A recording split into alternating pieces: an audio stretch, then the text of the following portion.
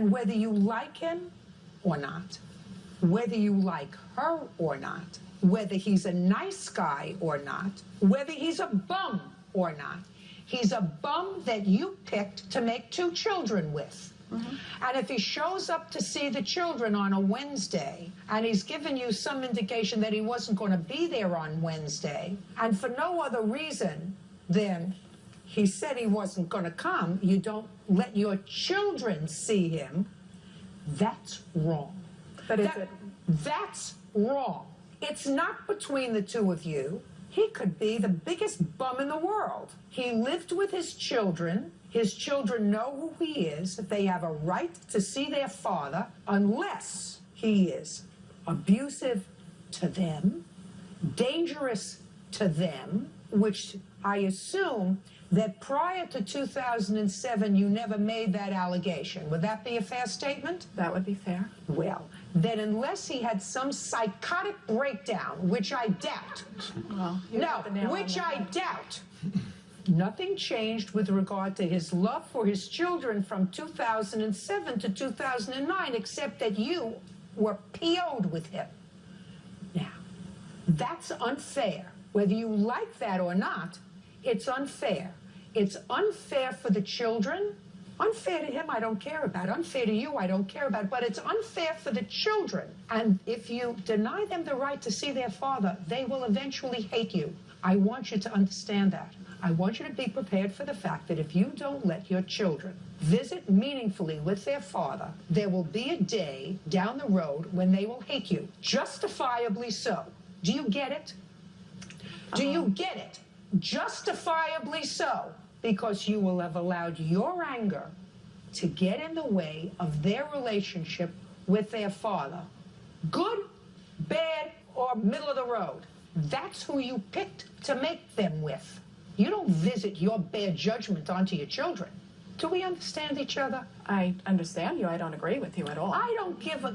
Listen, since I'm not adjudicating that or not, I have to tell you this. In 40 years, I've seen tens of thousands of women just like you who will invest all of their beautiful bloom time in hating the person that they made their children with. And I guarantee you this. You know what's going to happen? Eventually, you're going to drive him away.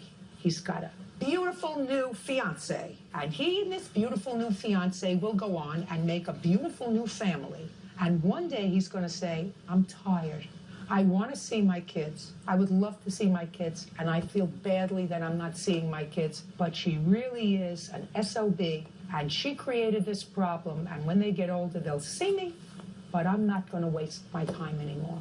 Eventually, he's going to say that. Mr. Baxter said that. Just a second. If he said it, it's because you made it difficult. I've seen you for a very short period of time, and I know that if he said it up until now, he said it because you've made it difficult. It's not right that he's got a new girlfriend, that he's gone on to a new life, that you don't have a new life, that you don't have a new life. All of those things are very unfair, that you're living with your sister, that you no longer have a home for your children. I read your answer. We have a beautiful home. We have a beautiful new home, and we are very happy. Well, and we have you want me to read your answer? You want me to read your answer? Sure. Yeah. Fine. I'm going to read what you said. Then if what you said is a lie, you said, because of Chris, I don't have a place to raise my children. My sister has taken us in on a temporary basis. That's what you swore to in your answer. Yeah, but it's a beautiful home. Miss Rizzo, I said all that's necessary to you. Put your hand down. You have to know that this has nothing to do with you. You're extra. You're fodder. This has nothing to do with you. You have nothing to do with his children. You have nothing to do with his former life. This has nothing to do with you. Do you understand? Yes, Your Honor. Perfect. I wouldn't give up so easily on visiting with my children. I don't plan on. I wouldn't give up so easily. But I'm telling you, I did my best. You don't get any property. All my lost wages and everything. Ay, ay, ay, Mr. Backus. Listen to me. You made some choices. They were not the smartest choices. Don't muddy the waters over a treadmill. It's not that. It's not worth an old treadmill. Start a new life. What you are having now is an opportunity to move forward. Miss Rizzo has a similar opportunity, but she's moving forward with 2 small children. Do we understand I'd be each more other? than gladly to take the 2 children. I know. And you're going to take care of them in between laying bricks? No, he's taking me to court for custody. I would have daycare. My You family would watch them. Well, maybe, Mr. Rizzo. That's up to somebody else. If somebody, in my judgment, decides that a custodial parent is interfering with your right to visit with your children, a smart judge is going to take the children away from that parent and say you can have visitation and you can have custody. I'm not involved with that.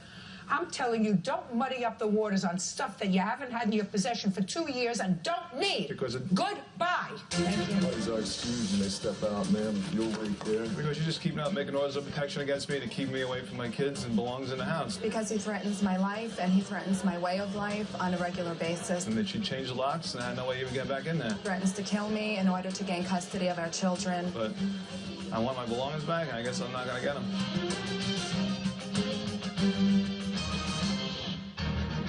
¡Atención!